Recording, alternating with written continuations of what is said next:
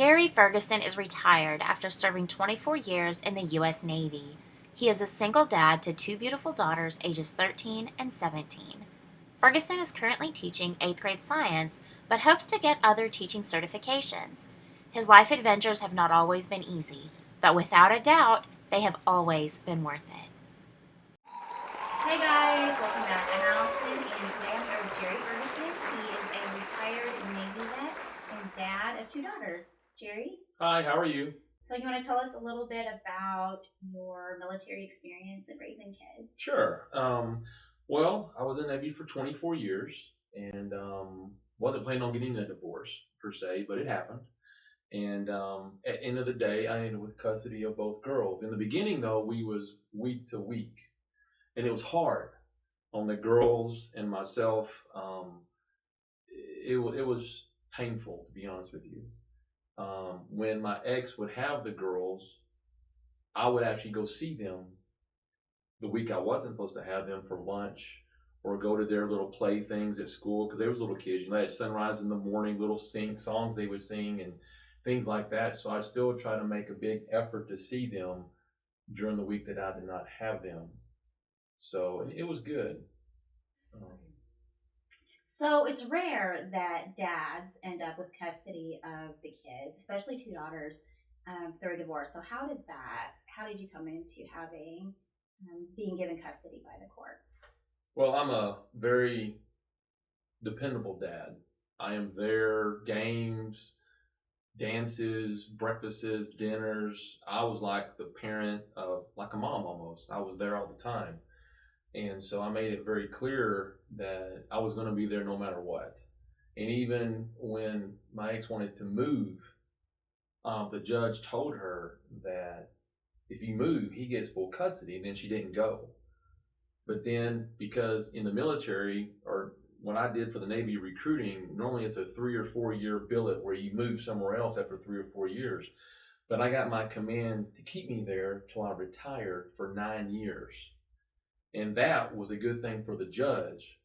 And so, end of the day, I fought really hard, and the judge thought in best interest. The girls lived there, raised there, schools there, and the girl's mom wanted to move to Texas, and she wanted to take the girls.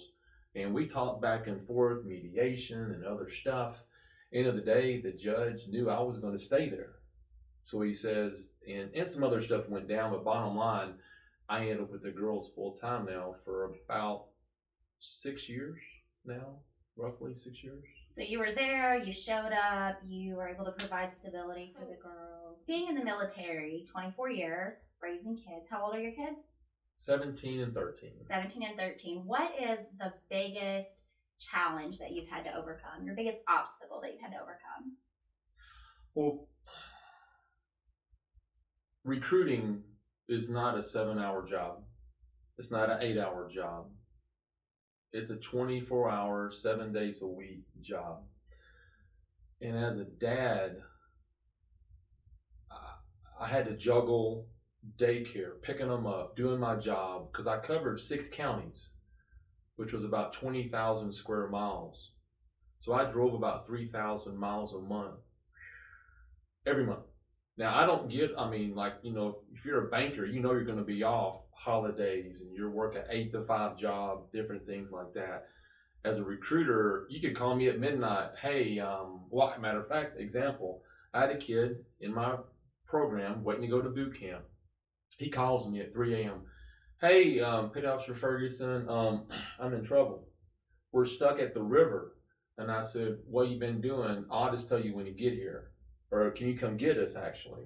So I got up, got dressed, drove 40 miles away, showed up at the river, and some things happened. And but they were in my program waiting to go to boot camp, so I'm responsible for them, making sure everything's on track. And I can't watch them 24/7, but they called me, so they trusted me. So I went up there and talked to them, got them, and brought them home.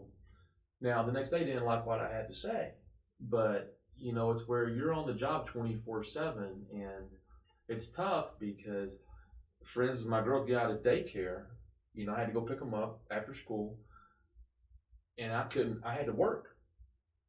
So I would get movies, snacks, and let them sit in front of the TV at the office and just watch TV or do their homework and stuff like that. And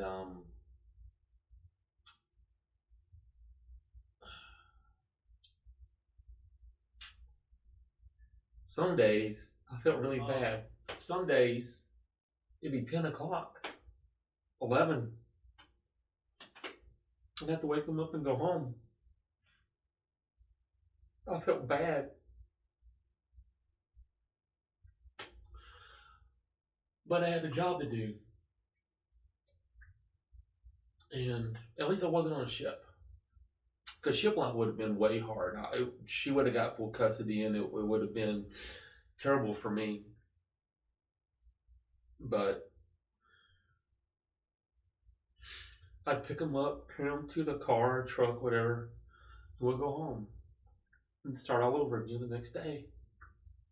So I think that's one of the hardest things for me is I know they made it. They're doing good.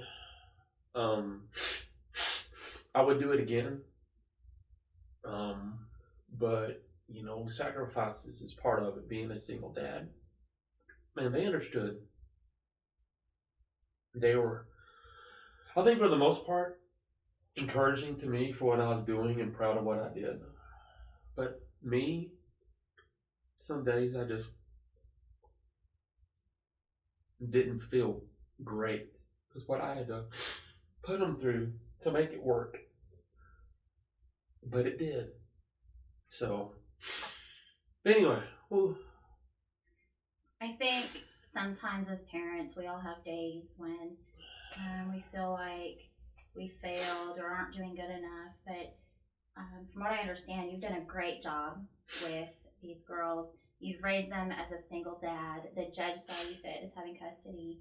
And you said they're 17 and 12? 13. 17 and 13. 17 and 13.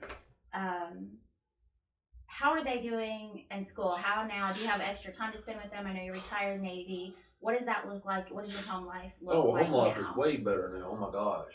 I mean, the first 3 years after I retired, Jaden's a senior. Can I say name? I just did. So yeah, you can. Jaden's a senior and Bree's in 8th grade. So the last 4 years, going on 5 now, I substituted for 3 years or so. So I had an easy schedule. I could sub, be at school with them, keep eye on them, their grades and all that stuff. And I substituted anywhere from kindergarten to 12th grade. I mean, I subbed everywhere. So did you have a favorite grade level? No, I liked them all. I mean, my girls didn't want me to substitute them because then I could keep track of them. But I substitute them every now and again. But then last year I actually decided to go and become a full-time teacher because I have my bachelor's degree. And so I decided to become a teacher because I said I can have the same hours, same schedule, time off, everything with a Twinkie, and it's perfect. And they're off, I'm off. I'm at work, they're at school. So it's perfect. And I enjoy that because it makes it easier. Plus, I'm busy because retirement is nice being at home, but then I'm like, no, I need something to do. I'm young enough where I could start working again and just be with them at school. So it's good. So you're a teacher. What do you teach? What grade level do you teach? 8th grade science. 8th grade it's fun. And they're old enough to get onto them, but not old enough to get too, not old enough for them not to be too old to be like in high school to really be ugly. But they're just perfect for me because young kids, you can't talk to them like you can an 8th grader. You got to be more a little sensitive. I'm sensitive, but you got to be sensitive and caring a little more. I don't know. I love being a dad, but 20, 30, 40 young kids at 5 and 7 years old, I don't know. But 8th graders are 13, 14. So not quite, they're just that perfect age, I think, where I felt comfortable with it. And it's good. Everyone seems to like me. I think I'm a decent teacher, good teacher. I'm new, so it's all right. So right now with everything going on, with all this pandemic mess and COVID, I know things are difficult for a lot of teachers right now, trying to balance out the Zoom meetings or Google Meets or whatever. And with FaceTime with your students, how is that working out for you as a teacher? How are you balancing those things? I'd rather be in class. Um, because the kids at home, we have a Google Meet, and I'm teaching in class. We don't have the budget to be able to get what I really need to be a Google Meet currently, plus teaching on the smart board or something like that. I need more stuff, but to me, some kids love being at home. I love being at home. I can sleep in. No, you got to be at school. But then the parents are at work, so they're not home to make sure their kids are up and about doing their stuff and schoolwork. You're supposed to check in every day and do the assignments. So it's juggle act because you have to do attendance, you have to do the grading, you have to do the Google Meet, you have to do the in-class work, and the coronavirus is there. Then you get quarantined for 2 weeks, and the kids are at home.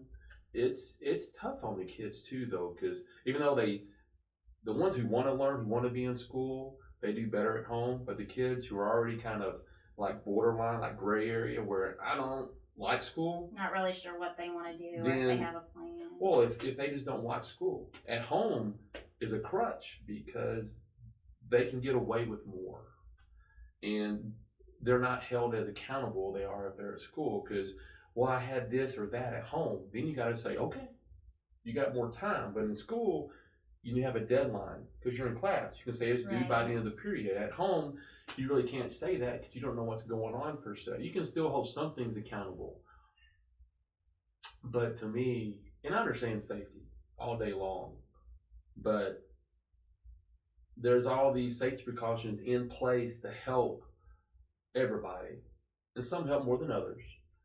But to me personally, in classroom is it's just better structure, stronger foundation than at home.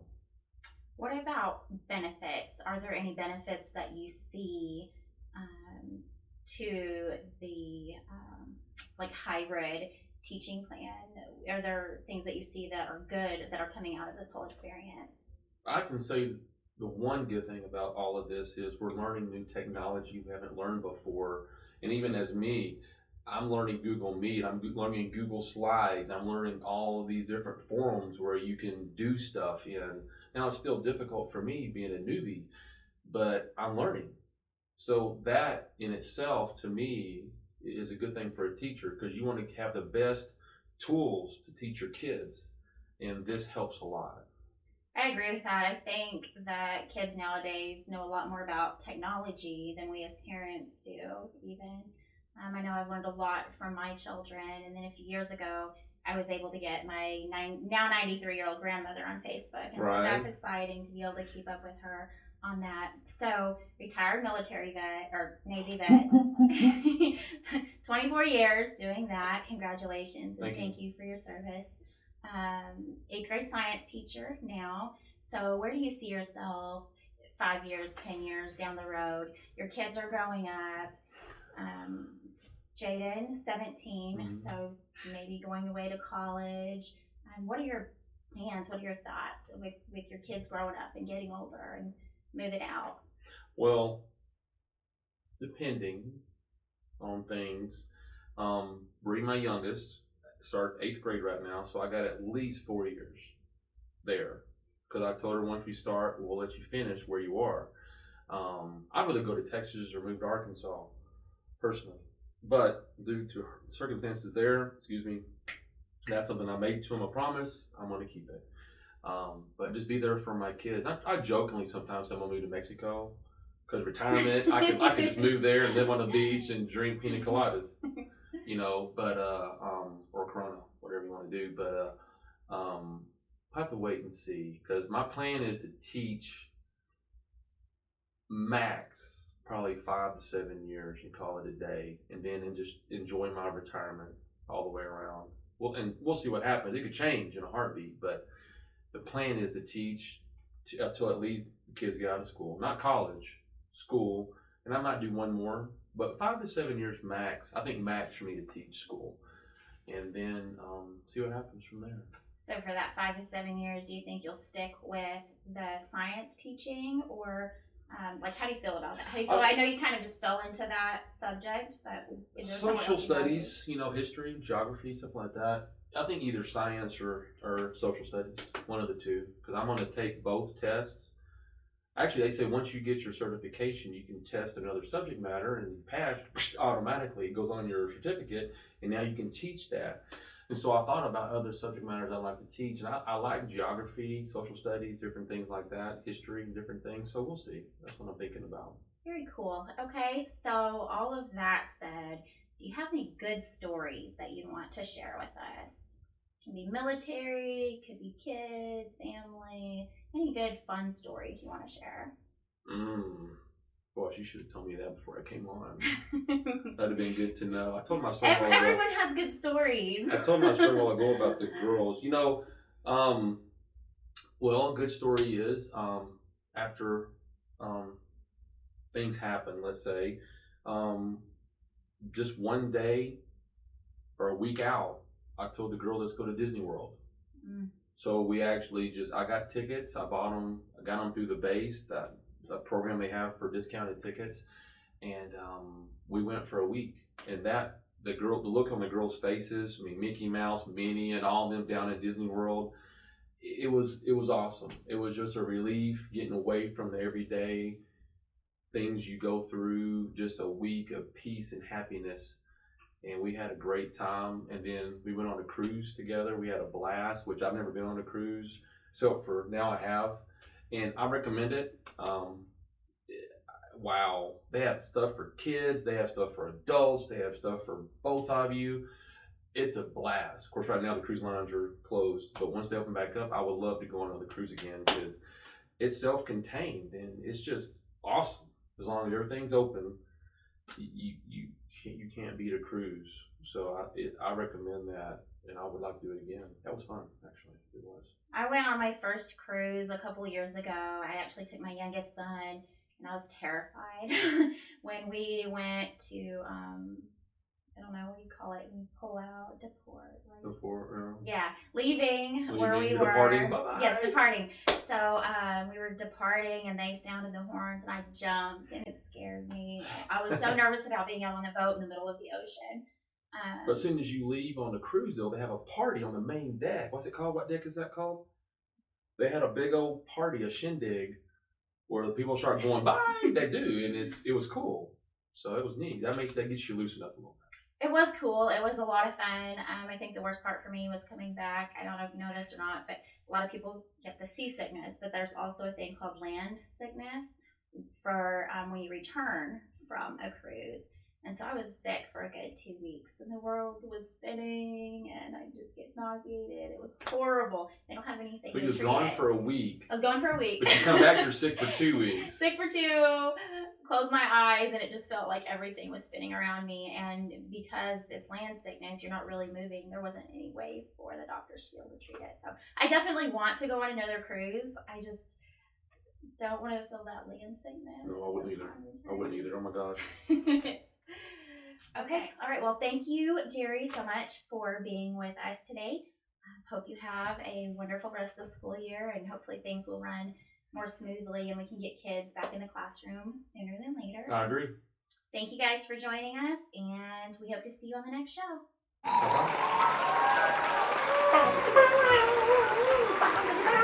Bye-bye.